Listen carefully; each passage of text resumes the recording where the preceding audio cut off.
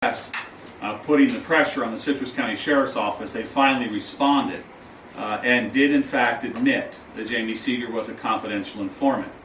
We did multiple public records requests to be able to acquire and substantiate that sourcing of that information.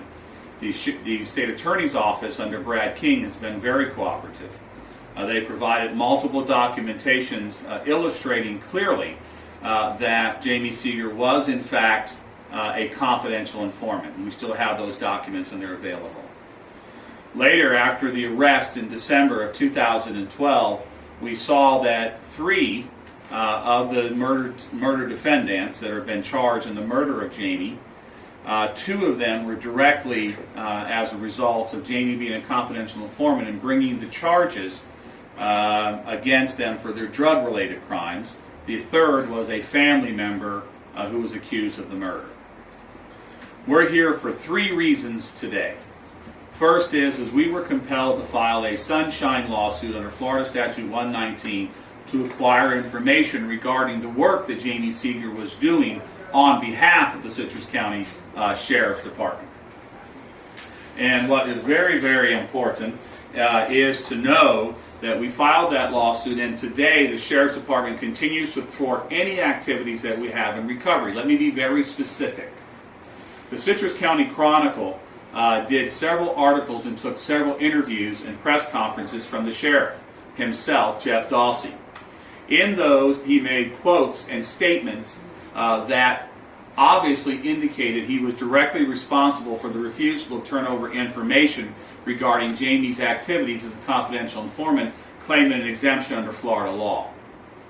We challenged that exemption because it's simply not applicable, but we challenged that exemption nonetheless.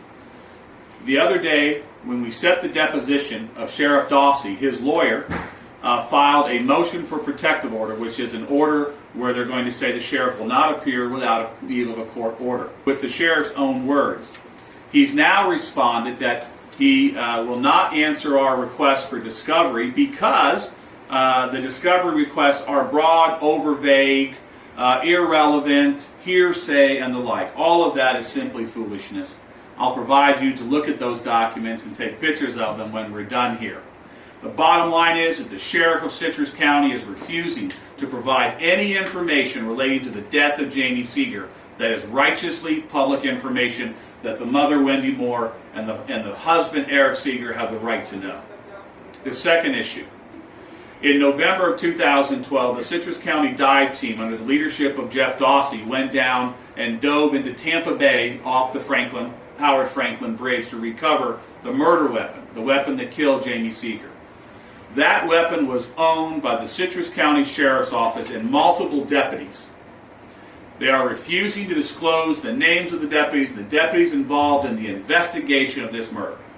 It is time right now for the Citrus County Sheriff's Office to relinquish this investigation and give it to the Florida Department of Law Enforcement.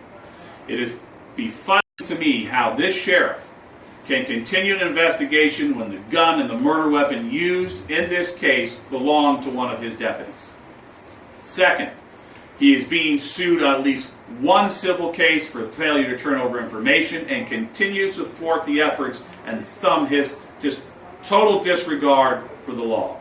Third, Lance Block, who represented Rachel Hoffman, was instrumental in lobbying and getting the bill, Rachel Hoffman's law, regarding the protection of confidential informants, will be joining us as co-counsel in the wrongful death action that we will be filing against the Sheriff's Office. That means you have two pending civil lawsuits, you have the deputy's weapon, and it's time for the Sheriff of Citrus County to recognize that we need a fair and impartial and righteous investigation into the murder of Jamie Seeger.